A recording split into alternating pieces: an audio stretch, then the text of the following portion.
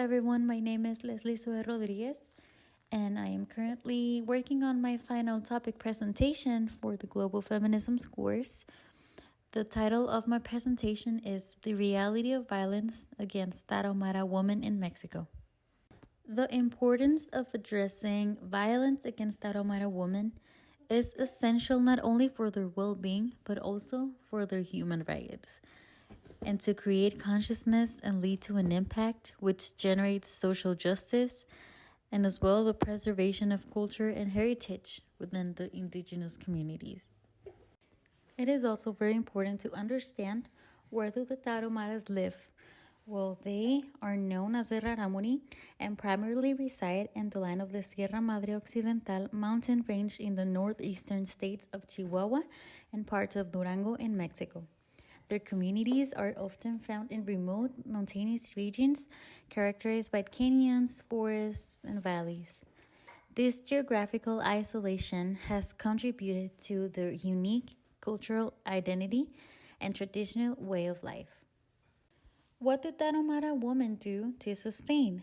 Well, the activities vary depending on the specific community and family dynamics, but women play a crucial role in sustaining their families and communities through their contributions of agriculture, craft work, and household responsibilities. Tarahumara women, like many within their community, often engage in various activities to sustain their livelihoods. Women contribute significantly to agriculture, like farming, cultivating crops like corn, beans, and squash. They might also tend to small family gardens to grow vegetables. As well, some Tarahumara women create traditional crafts like weaving baskets, making pottery, or crafting textiles. These crafts often serve as a source of income within their community. To live, some other women may gather wild plants, herbs, and fruits from the surrounding forests and mountains, and that they use it to supplement their diet, and sometimes they sell these items. As well, traditional roles often involve managing household tasks like taking care of the children, maintaining families' living space. And in certain areas, the woman might engage in small-scale trading like selling crafts, produce, or goods in local markets. Tarahumara women face various challenges and struggles, included violence against women. While specific data might not be readily available, there are reports and studies highlighting that the issues of violence faced by Tarahumara women include incidents of domestic abuse and violence against the Tarahumara women within their own communities. As well, this leads to instances of exploitation and trafficking of Tarahumara women, often involving forced labor of sex trafficking. Sadly, Tarahumara women, like many indigenous groups, face marginalization and discrimination, making them more vulnerable to various forms of violence and exploitation. The limited access to resources like education, healthcare, and support networks, it's contributing to their vulnerability. According to a survey conducted by the Research Center for Higher Studies in Social Anthropology, I found it very surprising that 70% of the discrimination is based on poverty, 59% on skin color, and the other 55%, it's simply against indigenous people in general.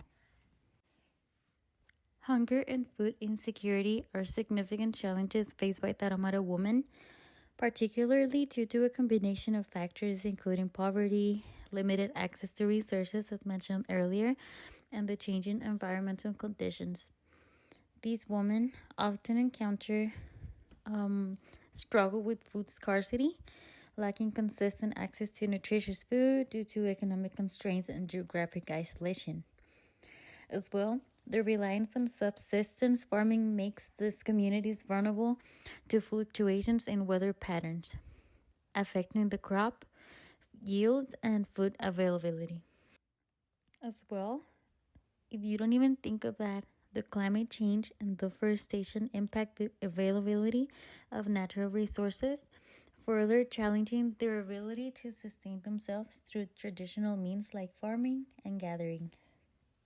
And finally, the socioeconomic marginalization contributes to limited access to education and employment opportunities. To contribute in a positive way to the well being of Tarahumara women involves various approaches that can be implemented at the community level. First of all, it's the encouragement and support of educational initiatives, which are focused on Tarahumara girls. And this can include scholarships, building schools, providing supplies, or even supporting programs that encourage attendance. A second initiative is to create the economic empowerment. This means to create opportunities for income generation through vocational training, promoting their crafts, supporting small businesses. This could involve marketing their traditional crafts or facilitating access to markets. On a third place, it's the improvement of the healthcare access. So the healthcare facilities and services would be available for them. The initiatives could involve mobile clinics, health education programs, or support for community health workers to address healthcare needs. As well, the violence and abuse should have an end. That's why we should establish a community led programs to raise the awareness about gender based violence, offer counseling, create safe spaces for women to seek help, to talk, to raise a voice. The collaboration with law enforcement and support system is crucial.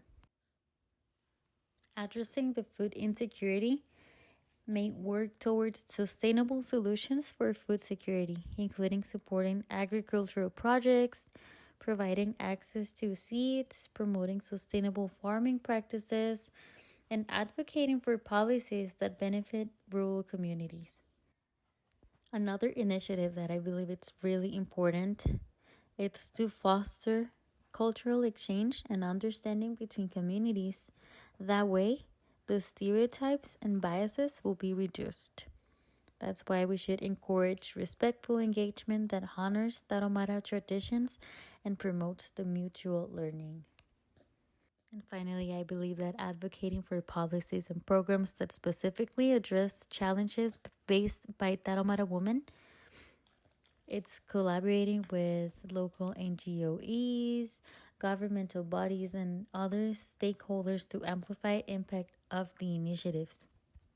As a conclusion to my presentation, I believe that by focusing on education, the economic empowerment, the healthcare access, ending violence, and addressing food insecurity, fostering cultural understanding, and advocating for policies, communities can positively contribute to improving the lives of Tarahumara women. These efforts should be priority in their unique needs and honor their cultural heritage and improve and involve in a collaborative and sustainable and respectful approaches. Thank you for your attention.